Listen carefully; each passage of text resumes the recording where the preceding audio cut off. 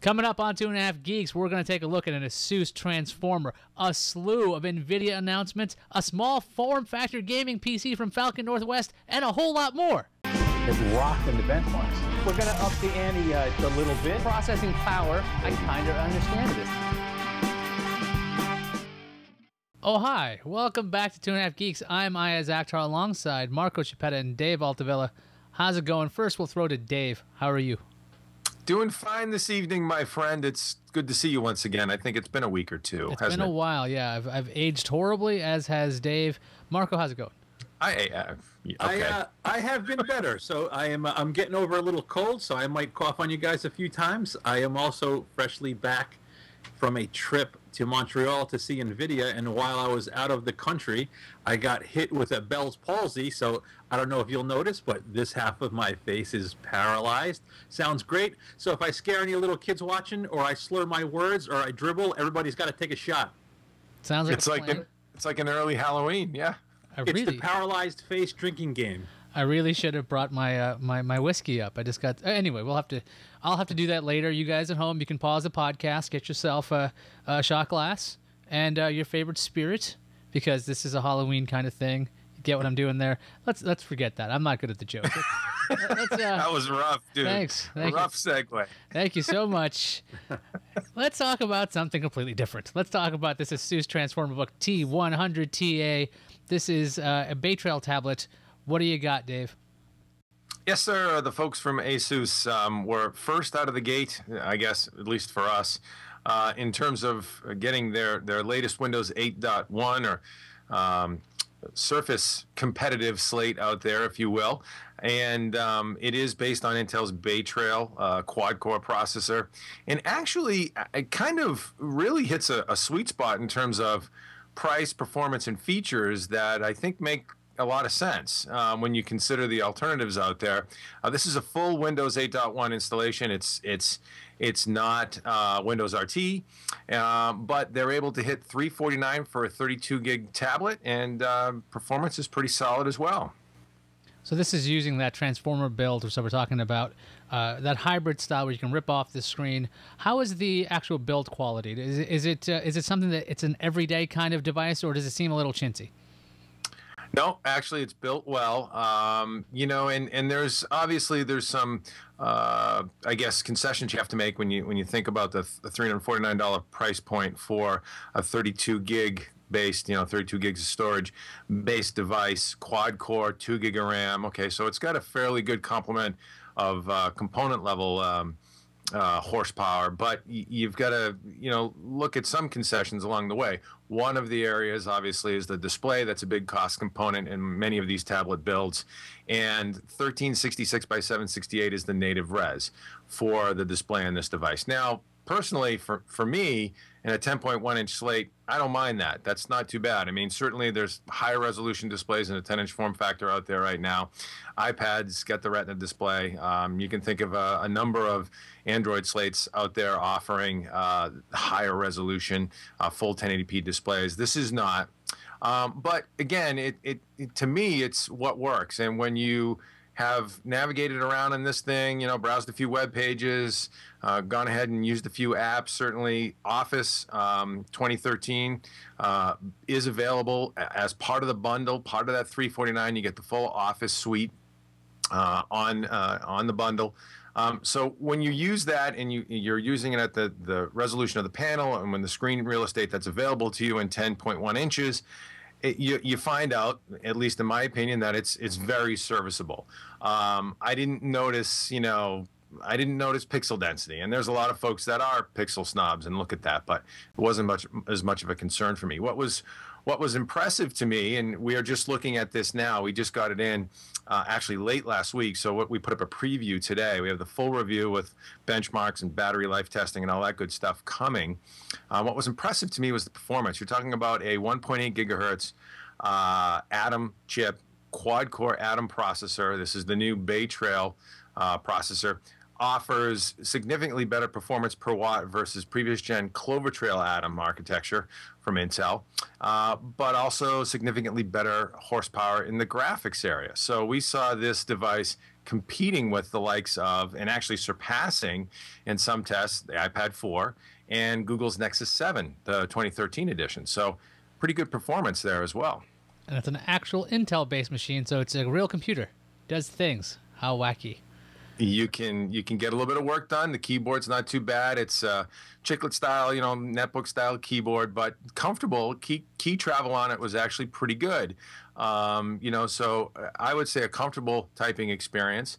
And you can get right around 10 hours. I think it's 9.5 hours for HD video, 11 hours for general use on the battery. At least that's what's claimed. We're going to test that out.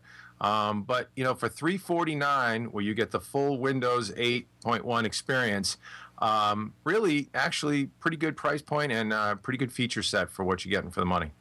Shall we move on to that gigantic avalanche of NVIDIA news? Just tons of stuff from Marco over at HotHardware.com. I was most excited about GameStream, but why don't you explain what happened, Marco, and what's the most interesting? So there was a whole bunch of stuff that went on. As I mentioned in the intro, NVIDIA had some tech press up to Montreal to show off a whole bunch of stuff, and I ended up getting 3 stories out of the trip. Probably could have put up a 4th based on the conclusion of the show, which I'll drop a hint about later. It was just they had the most amazing panel I've ever seen for Q&A at the end. But first they slipped out a couple of little things. Like one of the demos early on while we were out there showed their next-gen Logan SoC running the digital IRA face demo. So I'm not sure if you saw this demo from a few months back, but their next-gen Logan it's their next-gen Tegra part, though it hasn't really been branded yet, but it features Kepler graphics, so the same graphics cores that are found in the current 600 and 700 series parts. So this little mobile SoC development platform was running the mobile IRA demo perfectly smooth. It was in high res. It wasn't in HD. I think it was at 720p, but the animation and graphics were awesome. Now, when Logan ships, that'll truly be the time when a phone or tablet exceeds the graphics performance of the current gen consoles. So that's going to be interesting to see, when that hits the market and how much faster it is, or if it's faster than competing parts. It was just nice to see Logan up and running. But one of the other, you had mentioned the GameStream feature. There's 2. There was GameStream, and then there was a new streaming feature for Shadowplay that they showed. So there's an update coming for Shield called GameStream that lets you use the Shield basically as a console. So you have your Shield plugged into a TV. You can close the lid, and it puts the Shield in console mode. And then if you have a Bluetooth controller connected, you can then control the Shield and do whatever you want, whether it's streaming games or play native games. That'll be available in an update coming on October 28th. But it was really cool. You finally, the way it was now, you need to use the Shield to control it if it's connected to your TV, and you either have to use an HDMI cable or an add-on wireless device if you have it on your TV. But now you can just use a Bluetooth controller. It's pretty cool. And the other streaming feature, which I think you mentioned, was an update to Shadowplay, which is available in NVIDIA's GeForce drivers. So Shadowplay will leverage the video engine in a GPU to record up to 20 minutes of your gameplay. The way it was before, you hit a button, it would record that file, and you can upload it. But now you'll also be able to stream live to Twitch. There's about a 2-second delay, but as you're playing, you can stream your gameplay experience to other people. It's pretty cool. Yeah, I'm not exactly one of those folks who loves to watch other players play video games. I like to actually play. I know that this is a big feature when it comes to the PlayStation 4, big feature for the Xbox One, this idea of streaming your games and showing off there. But there was more to, I think there were some development tools as well, right? There was a whole bunch of stuff. Yeah, so one whole session was devoted to new development tools. Now, lots of this stuff is proprietary, so it's going to be up to game developers to make use of this tech. But the first piece that they launched was called Flex, PhysX Flex. So if you're familiar with NVIDIA's PhysX technology, it's their physics API for incorporating realistic physics effects into games. Now, the way they work now, most physics effects are like standalone little add-ons. You can have, particle simulation or a water simulation, but they don't work together. They don't interact with each other. With Flex, they will. So it's a unified physics API. So, rigid particle effects and, let's say, liquid effects can now interact. It looks really cool to see live. They also have something called Global Illumination Works, or GI Works, that it goes a long way to fixing lots of the problems with artificial lighting in games. So most games now, the lights don't accurately bounce and reflect. The game developers use tricks to make one light source look like it's hitting something and bouncing off and hitting another, and there'll be lots of hidden light sources in a scene. But with GI Works, developers will be able to actually have a single light source, and it will reflect and refract accurately in a scene.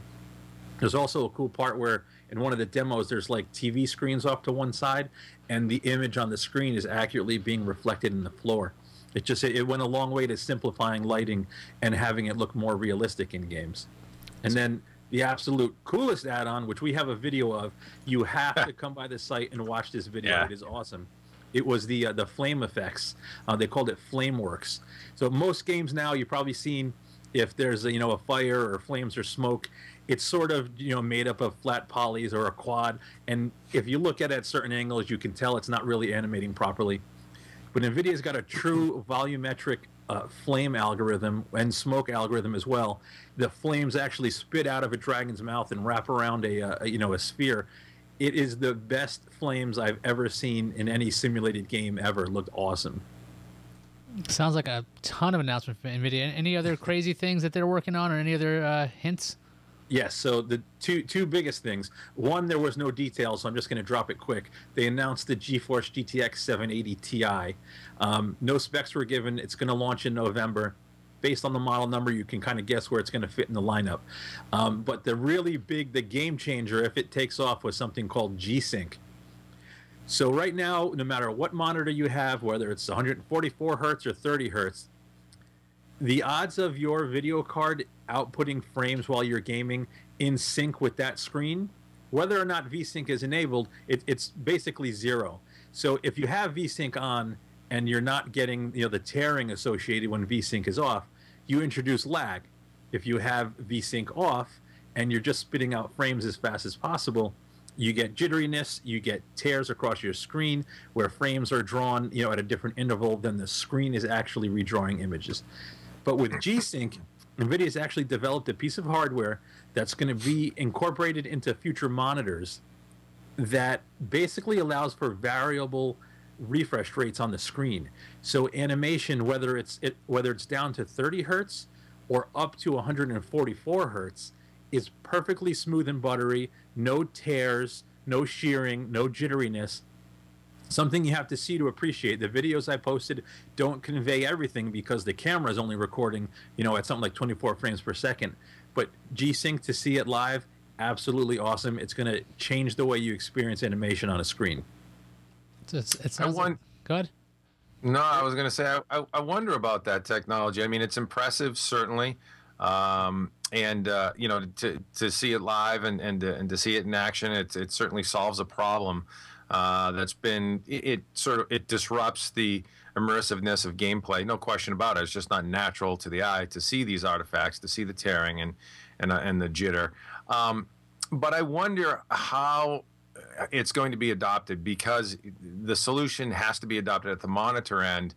That's the $64,000 question. Certainly, you can see a line of gamer targeted products, panels, what have you, from various manufacturers that cater to that space coming to market.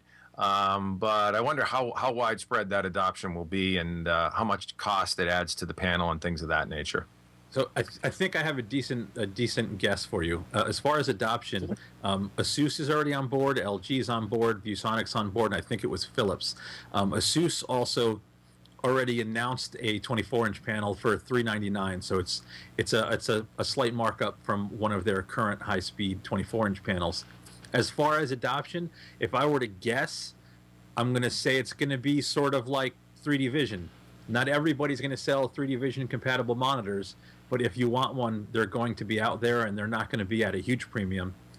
That is, unless somehow AMD incorporates similar technology, or this is somehow... NVIDIA said they haven't closed the book on the idea of opening this up and letting other people support it.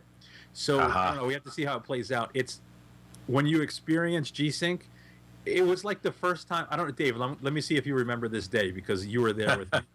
We went to meet 3D Effects in New York City, and they showed us anti-aliasing for the first time with Falcon. And do you remember how the mountains changed and you can never watch a game with aliasing ever again? Yeah, it was like, that's how GSYNC was, man. All of the really all of the stuff that you deal with and we just put up with as PC gamers was gone from the screen. It just got smooth and buttery. So it's like watching an HD channel and then flipping to the SD channel and going, it's really like that. I want to say yes, man. It was like jaw-dropping wow kind of moment. So it was the real deal. And Marco's not easily impressed, I might add. Well, I mean, I'm with you. I think it's got an uphill battle as far as adoption, but when you see it, you want it. If somebody makes the other cool thing with G-Sync, the control board can support 4K resolutions with a single scaler, so it could open up the doors to, higher refresh rate 4K panels that don't require any of the tricks like the tiling monitors do now. Could be awesome. Cool. This seriously sounds like PC gaming is getting cooler and cooler as the consoles are pretty much like, okay, the consoles are PCs, we get that. We're going to see x86 there, but PC gaming not dead by any means. Seems like this stuff's going to look a lot more realistic than anything we're going to see from the consoles for a while. Yeah. Speaking of gaming PCs, there's a nice new Falcon Northwest Tiki, at least maybe that's what the headline says. What's going on with this small form factor gaming PC, Dave? Yeah, absolutely. So it is called the Tiki, as in the Hawaiian sort of what is it, relic or something like that, torch maybe. But yeah, the folks at Falcon Northwest sent us over their Tiki small form factor, I guess you would say, gaming PC. And it is based on one of the reasons it's called the Tiki is it's based on the Silverstone ST45B Tiki case, gaming case, and it's certainly decked out and configured for serious gaming muscle. It has a Core i7 quad core, Core i7 4770K, 3.5 gigahertz quad core processor in there, 16 gig of RAM, and NVIDIA GeForce GTX Titan in this little fella. It is water cooled. It's got a pair of crucial M500 480 gig SSDs in RAID 0 and a 3 terabyte Western Digital Green hard drive. I mean, no joke. It's got just about everything you'd stuff in a full-size gaming rig into this little 4-inch wide by 13-inch tall chassis. Impressive what they stuffed in there and kept cool and powered all in that little frame. Speaking of that little frame, it's at the top. If I could have sworn this looks strange. A Granite Base. Did I read that right on Hot Hardware? A Granite Base supports this small PC. Not only that, but the insides of this thing, it seems like it'd be a real bear to work on. No, the insides, it's amazing what mechanical engineering can do these days and what they're doing with some of these cases. And I want to take a quick step back here and talk about the spec list we just ran down and the price point, okay? We get the first thing that inevitably a reader will jump out of the woodwork and say when they look at one of these things, $3,800. What are you talking about? I could build this thing for half that. And that's always the argument when it comes to these boutique systems from these system builders like Falcon Northwest and Main Gear, and the list goes on, who build very impressive rigs. Now, number one, you've got to understand there's a ton of engineering that went into the design and layout of this thing. The case alone is a very premium solution. There's a water cooling system in here. The components alone, and as tested for us, yes, it's a $3,800 system, $3,857 to be exact. The storage subsystem alone is about $800. Okay, the two 480 gig SSDs in RAID 0, $370 a piece, plus the 3 terabyte hard drive at $120. So you're talking about premium components all configured into this chassis as tested. Now you can go to the manufacturer's website and dial it down, maybe one SSD. Maybe you don't need that 3 terabyte drive, or maybe it's cheap bulk storage, keep it in there. Maybe you don't need a Titan. Maybe you need something, a little bit more mid-range, a 770 or something like that. So components cost adds up, design adds up, and somebody to build and configure it and test it and validate it for you in that config costs money too. You could assemble this thing yourself and find out, wow, you just blew your power budget on the power supply or something like that. So you got to give some credit where credit is due. Falcon Northwest did a really nice job. And to answer your question after this long diatribe about cost and configuration, yes, the layout is it's actually not that bad. It's if you look at it, and I don't know if you can show the folks the internal layout on page 2 of our review. It's actually pretty serviceable. You can get in there, you can move around. It's, you know, you're not going to cut your hands up or anything like that. It's modular, and you can service it pretty easily. I could have sworn that the look at that explained that you might have to remove some SATA cables just to get to certain areas, but I'll take your word for it, Dave, that it's easy to work on, because if I'm going to pay $3,800 for a machine, I might get a little bit snippy about the design, but again, that Granite Base makes me just think it's fantastic. I still am mocking the Granite Base. I'm sorry. I detect some sarcasm, yes. I don't know why. I don't know why. No, of course you got to move some drives to get in it. I mean, you know, let's face it. You know, you've got a lot of product in that small area, that cubic inches available, and yeah. So yeah, your SATA drives are on top. They're set up in a traditional sort of cage fashion where you can pop that cage off, and then you get access to things like the graphics cards and underneath that. But again, it's not something that you'd have to totally tear apart or destruct anything to get at. There's also some attention to detail here that we credit Falcon Northwest with that seems simple, but it's the little things that make a difference. How many times have we seen reports of users, end users receiving systems in from manufacturers? Marco and I, we give away systems almost every other month here at Hot Hardware, fully configured systems from manufacturers in our sweepstakes. And occasionally they show up and there's a SATA cable that's popped off, or a graphics card that's lodged loose in travel, in transit. Well, Falcon Northwest even goes to the trouble of putting a little hot glue on the ends of like the cable assemblies, as you can see inside this case if you look at one of the high-res close-ups we took of it. So there's just that little bit of extra detail. Again, hot glue, you might look at it and go, geez, that's kind of Mickey Mouse. Well, no, actually it's kind of smart. It glues those connectors in place. It keeps them there for travel. If you want to remove that after you get it because you want to service those components yourself, that's fine, but it's there. It's going to keep everything intact during shipping.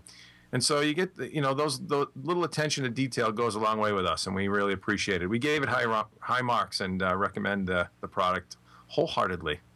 It seems still I'll still say it seems pricey, but you said it's worth it. It's worth it because it's pricey because you've got $1,000 graphics card, you've got near $1,000 worth of storage, and you've got an expensive processor. Of course, it's pricey. Let's move on. Let's say you want to play a game on it, because now you've paid $3,800. What are you going to do with it? Just like let it sit there? What about this Battlefield 4 gameplay? I think you guys have a preview over at Hot Hardware, Marco. Yeah, so the beta was running for a few days, and we took advantage, or I should say our man Joel took advantage of the beta and did some testing with Battlefield 4, at least the beta version of Battlefield 4, with a couple of graphics cards, and ran through the level that you could run through in the game and dissected the graphics and the differences between Battlefield 3. And Joel's take is, it's sort of Battlefield 3.5. It's not this huge revolutionary new game. If you're familiar with Battlefield 3, you're going to be able to jump right in and play Battlefield 4. But there are new gameplay elements. The graphics are vastly improved. One of the cool features incorporated into the game is called Levolution, which basically means the levels can evolve. It's not where you can destroy the entire level or every element in a level, but you can actually blow up a building and have a building come down and change the paths through the map. So there's lots of really cool stuff. And and according to Joel, the game, it does require a beefy system to run well, but he tested a GeForce GTX 770 and a Radeon HD 7970, single GPU configurations, and with high-res, high-quality settings, they're both above 50 frames per second. So for such a hot new game that's coming, turns out Gamers that like Battlefield 3 will probably like Battlefield 4. Gamers that want the prettiest graphics in a game are probably going to like Battlefield 4. And if you don't have an insanely high-end system, you'll probably be able to run Battlefield 4. So lots of goodness in there. So what's bad about it? It seems like if you played Battlefield 3, you can go to Battlefield 4. Sounds like it's going to be fantastic. There's got to be... Where's the negativity, Marco? So what is all this positivity? there's lots of positivity because it's just a beta and it's only, I believe it was only one level. So you can't really pass judgment yet. Of what we've seen, it's looking good. I'm going to assume the game is going to continue to get optimized. So performance may actually be better when the final game ships. If there's one sort of negative to where it is now, the Levolution feature doesn't, completely revamp a level. It's sort of like one of our readers posted a comment that it's sort of like a big red button. You just want to change things up and boom, you just knock down a building, change the level. It's not, it's not some sort of revolutionary feature. But when you see it in action, when you see the video of it and you see this, skyscraper coming down, I don't know, I could see myself just blowing up the buildings to see them come down. It looks cool. But when the full game comes out and Joel reviews it, I assume he's going to, there is no one more honorary on our team than Joel. You can pull it apart like crazy when the final game ships. He's the Andy Rooney of the crew. Yes. So the negativity will flow potentially, unless this game is 100% fantastic, which... He's Andy Rooney sitting on a cactus. Prickly, as they say. That sounds like it'll be fun. I can't wait to see the full review of that. When is Battlefield 4 coming? November 1st, I believe. I'm not sure if that's every platform, but I think consoles and PC. I think PC November 1st and consoles the same time. I'm not sure. That's around the corner. Wow. Oh, that's a couple of weeks. Like a Friday. I think it's like 2 Fridays from now. That means the year is going flying by. Who wants to make predictions on how much Battlefield 4 makes the first 3 days? Oh, it's going to make big coin. It's gonna $1.2 billion, I'm going to say. $1 billion? $1 billion? You think it's going to break GTA? I think so. Wow. No? Well, we'll see. We will see. I don't know. It could. That sounds like a contest waiting to happen. That's what you should have. It's kind of like the jelly beans in a thing. Guess how much it'll make over the weekend in its opening sale. Do you have any contests going on at Hot Hardware? We haven't talked about this in forever, Dave. No, we haven't. But we do. Wouldn't you know? Thanks for teeing it up. We have the Hot Hardware and N3V Games Super Spooky NVIDIA Shield giveaway. How's that for a mouthful? So we're actually giving away an NVIDIA Shield gaming device, Android gaming device.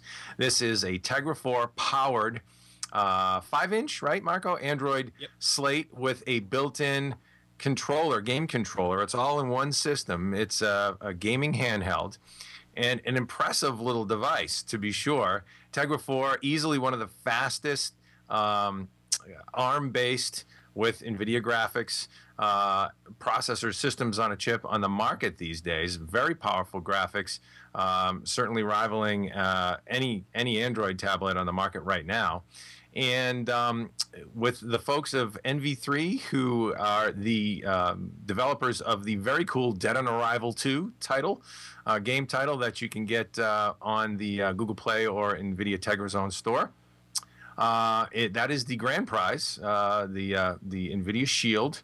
And runners-up, along with a $50 Google Play gift card, I should say, and runners-up will be eligible to win a $25 Google Play gift card. So we have some booty on tap for Halloween, as they say. Okay, nobody's touching that joke. Nobody's touching that joke. Booty is in, yes, prizes and grab and loot. Yes, to grab, absolutely. Pervert. Let's. I like to grab booty.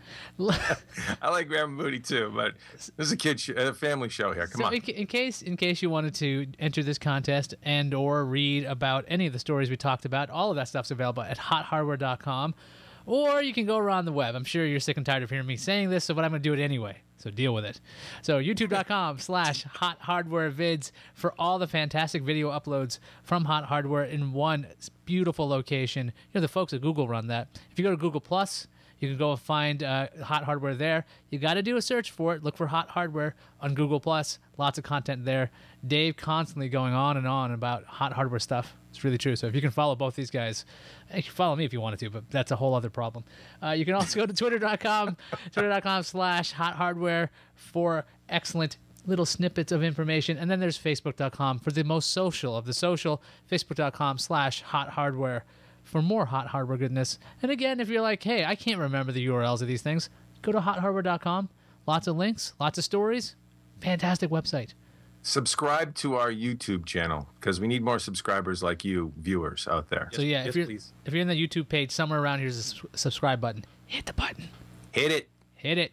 Like a big red button, you'd smack it until... Like booty, you'd tap. I think that does it for us this week. Thanks for stopping by, everybody.